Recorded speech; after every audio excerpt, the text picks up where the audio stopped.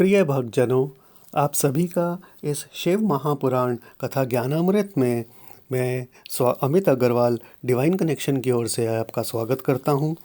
आइए रोज की भांति वाणी को पवित्र करने हेतु शिव नाम का उच्चारण करें। जय शंकर शंकर जय शंकर कैलाशपति।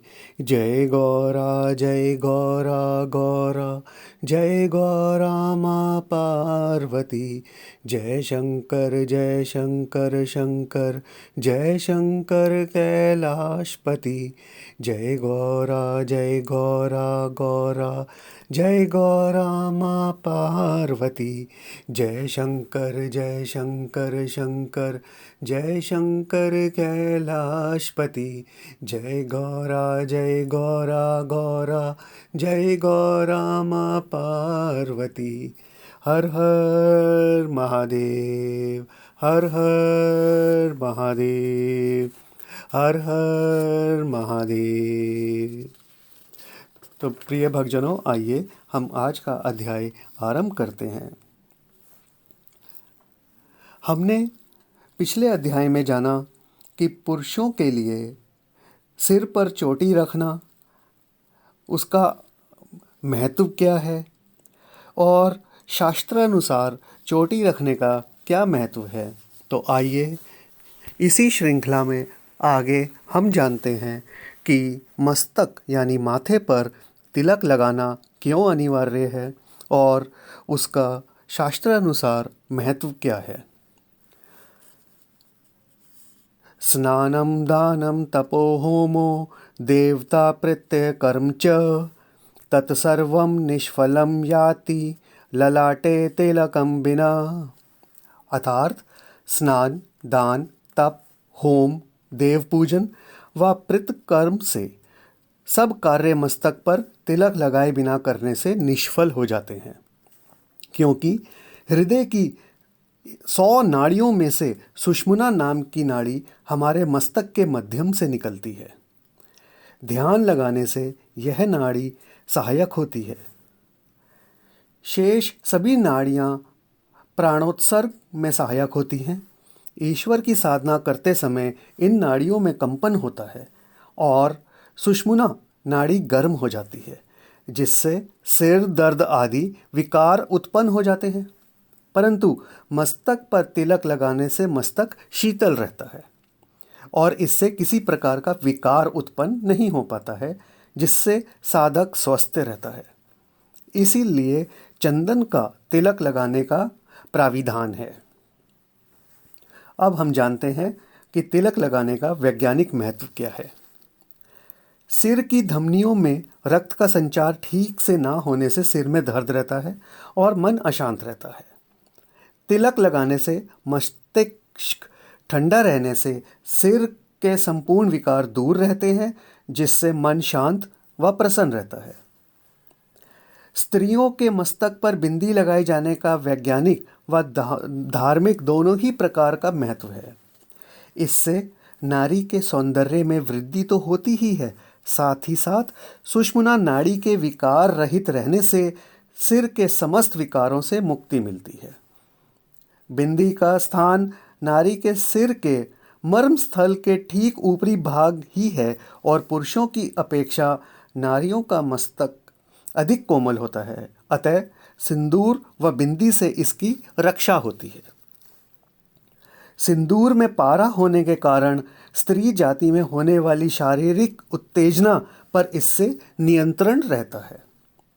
सिंदूर मस्तक पर होने वाले बाह्य दुष्प्रभावों से मस्तक की रक्षा करता है।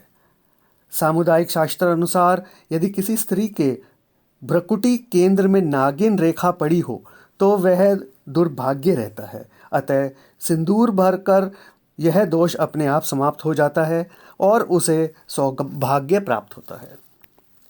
सिंदूर में पारे की मात्रा होने के कारण सिर में जू भी नहीं पड़ती है। विशेषता पुरुषों को चंदन, सिंदूर व मृतिका आदि का तिलक, स्त्रियों को मस्तक पर बिंदी व मांग में सिंदूर तथा विधवाओं को अपने मस्तक पर सफ़ेद चंदन अवश्य लगाना चाहिए। प्रतिदिन आसन पर बैठकर ही पूजा पाठ करें। जप आदि भी आसन पर बैठकर ही करें। ईश्वर भक्ति या जीवन को सुखी बनाने के प्रतिदिन शास्त्र सम्मत आसन पर बैठकर पूजा पाठ, ध्यान आदि क्रियाएं करें। शास्त्रोक्त आसन के प्रयोग न करने पर लाभ के स्थान पर हानि भी हो सकती है। अब हम जानते हैं कि आसन का धार्मिक महत्व क्या है।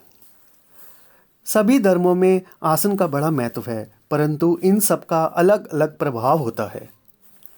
यदि आसन उचित नहीं है तो वह शरीर पर दुष्प्रभाव भी कर सकता है। अतः आसन चुनते समय विशेष सावधानी रखनी चाहिए। इस विषय में कुछ हम आपको जानकारी दे रहे हैं। अगर आसन हमारा मृग चर्म का है तो इसका ज्ञान व सिद्धि प्राप्त हेतु प्रभाव पड़ता है। व्याघ्र चर्म या ऊन से बने कंबल का आसन है तो मोक्ष की प्राप्ति होती है। अगर कुशासन है तो पूर्ण मंत्र की सिद्धि व भौतिक सुखों की प्राप्ति होती है। अगर हमारा आसन लकड़ी का बना हुआ है तो दुख व दुर्भाग्यदायक होता है। बांस का आसन अगर है तो वह दरिद्रदायक है। अगर हमारा आसन पत्तों का है तो चित्त को भ्रमित करता है। अगर हमारा आसन कपड़ों का बना हुआ है तो ध्यान तप सब नष्ट हो जाता है।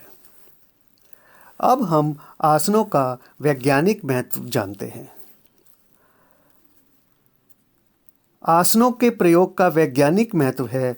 पृथ्वी की गुरुत्वाकर्षण शक्ति के कारण प्रत्येक वस्तु पृथ्वी की ओर खींचती है। इसी प्रकार पूजा पाठ, जप, ध्यान आदि करते समय हमारे शरीर में एक ऊर्जा उत्पन्न होती है जिसका संचय शरीर में होता है। परंतु यदि पूजा पाठ, जप, ध्यान आदि के समय हमारे शरीर और पृथ्वी के मध्य कोई विद्युत या ऊष्मा की कुचालक वस्तु ना हुई तो हमारे शरीर की सारी ऊर्जा, कौन सी ऊर्जा, जैसे पूजा पाठ, जप, ध्यान आदि की शक्ति हमारे शरीर से पृथ्वी की ओर चली जाती है। अतः ऊर्जा रोधक मृग चर्म, व्याघ्र चर्म, कुश या ऊन के कंबल के बने आसन का ही प्रयोग करना चाहिए। तभी हमें उपरोक्त क्रियाओं का लाभ मिल सकता है। अन्यथा लाभ के स्थान पर हानि ही उठानी पड़ती है। विशेषता क्या है इसमें? गृहस्थों को कुश या ऊन से बने आसन का ही प्रयोग करना चाहिए। इसके प्रयोग से इन्हें धार्मिक के साथ साथ शारीरिक दृष्टि से भी अनेक लाभ होते हैं। अब हम जान लेते हैं कि उनके शारीरिक लाभ क्या क्या हैं। सिर के बाल नहीं गिरते हैं यदि हमने कुश या ऊन से बने आसन का प्रयोग किया है तो। साथ ही साथ मन स्थिर रहता है। दिल का दौरा, जिसे आज की भाषा में हार्ट अटैक भी कहते हैं, वो नहीं पड़ता है। बवासीर, रक्तचाप यानी ब्लड प्रेशर, काम, क्रोध आदि विकार जो हैं ये उत्पन्न नहीं होते हैं। अब यहाँ पर ध्यान रखने के लिए बात यह है कि पुत्रवान गृहस्थ को मृग चर्म पर कदापि नहीं बैठना चाहिए। अब हम जानते हैं कि भोजन करते समय दिशा का ध्यान रखें या ना रखें, और अगर रखें तो किस दिशा का ध्यान रखें। हमें प्रत्येक धार्मिक कार्य करते समय, पठन करते समय व पितृ कर्म करते समय दिशा का ध्यान अवश्य रखना चाहिए। पूर्व दिशा, इस दिशा का स्वामी अग्निदेव है जो धर्म का प्रतीक है। अतः हमें प्रत्येक धार्मिक अनुष्ठान पूर्व दिशा की ओर मुख करके ही करना चाहिए, तभी उसका फल मिलता है। इसका वैज्ञानिक कारण भी है और वो ये है, प्रातःकाल से मध्य बेला तक सूर्य का आकर्षण पूर्व दिशा में होता है। अतः सूर्य के सम्मुख धर्मकर्ता का मुख रहने से उसके ज्ञान तंतु अधिक से अधिक स्फूर्ति संपन्न रहते हैं और शरीर में दैवी गुणों का सन्निवेश अधिक से अधिक होने के कारण उसके द्वारा किए गए धार्मिक अनुष्ठान अधिक प्रभावी हो जाते हैं। उत्तर दिशा, हमारे अधिकांश ऋषि मुनि साधु संत सब उत्तर दिशा में ही रहे और अपनी तपस्या व ज्ञान द्वारा इस भारत भूमि का पवित्र कर सदैव शक्ति प्रदान करते रहे हैं। अतः उनके सम्मुख मुख करके पठन पाठन करने से हमारे शरीर में ज्ञान व शक्ति का संचार होता है तथा हमारी बुद्धि तीव्र होती है, हमारी स्मरण शक्ति बढ़ती है। अतः हमें अपना पठन पाठन का कार्य उत्तर दिशा में मुख करके ही करना चाहिए। यदि हम इन पूज्य ऋषि मुनि व साधु संतों की तपोभूमि की ओर पीठ करके पठन पाठन का कार्य करेंगे तो निश्चित रूप से हमें हानि ही होगी। इसी उत्तर दिशा में हमारे प्रमुख तीर्थ स्थल बद्रीनाथ, केदारनाथ, मायापुरी, गंगोत्री, यमुनोत्री, कैलाश पर्वत, मानसरोवर, माता वैष्णो देवी, नीलकंठ महादेव आदि पवित्र तीर्थ स्थल हैं जो हमारी श्रद्धा व विश्वास का केंद्र हैं। अतः इनका सम्मान करते हुए भी हमें उत्तर दिशा की ओर पीठ नहीं करनी चाहिए। दक्षिण दिशा, दक्षिण दिशा में चंद्रमा से ऊपर की कक्षा में पितृलोक विद्यमान है। अतः पितरों को प्रसन्न करने के लिए पितृकर्म जैसे श्राद्ध या तर्पण करते समय हमें दक्षिण दिशा की ओर पीठ नहीं करनी चाहिए, बल्कि दक्षिण दिशा की ओर मुख करके ही ये कर्म करने चाहिए। श्राद्ध व तर्पण करने से पितरों के प्रसन्न होने से घर में सुख संपत्ति आती है, शरीर के शारीरिक व मानसिक सभी प्रकार के रोग दूर हो जाते हैं, मन शांत व प्रसन्न रहता है। अब हम थोड़ी सी जानकारी हासिल कर लेते हैं यज्ञोपवीत यानी जनेऊ के बारे में। मनुस्मृति में वर्णित 16 संस्कार जिसका मानव जीवन में करना अनिवार्य है, उन्हीं में से एक उपनयन संस्कार है। इस संस्कार को यज्ञोपवीत जनेऊ संस्कार भी कहा जाता है। ऐसी मान्यता है कि बालक का एक जन्म तो माँ के गर्भ से होता है, परंतु दूसरा जन्म यज्ञोपवीत संस्कार के समय होता है। अतः जिस व्यक्ति का यज्ञोपवीत हो जाता है उसे द्विज कहा जाता है। शास्त्रानुसार किसी व्यक्ति का जब तक यज्ञोपवीत संस्कार नहीं हो जाता है तब तक वह मनुष्य कोई भी धार्मिक अनुष्ठान करने के योग्य नहीं होता है, और यदि करता भी है तो उससे उसका उचित फल प्राप्त नहीं होता है। मनुस्मृति के अनुसार यज्ञोपवीत संस्कार के बिना द्विज किसी कर्म का अधिकारी नहीं है, क्योंकि यह आचार्य व गायत्री देवी के सहयोग से होने वाला दूसरा जन्म है। इसी प्रकार संस्कार ब्राह्मण्यत्व धारम जन्म है, जिसमें गायत्री माता व आचार्य पितृस्थानीय होता है। इस संसार के द्वारा स्थूल शरीर से ज्ञानमय शरीर प्राप्त होता है। तो भक्तजनों, यज्ञोपवीत का महत्व, उसका अर्थ, उत्पत्ति, धारण करने का फल, इस विषय में हम जानकारी कल प्राप्त करेंगे। तो आइए हम नित्य शिव प्रार्थना करें।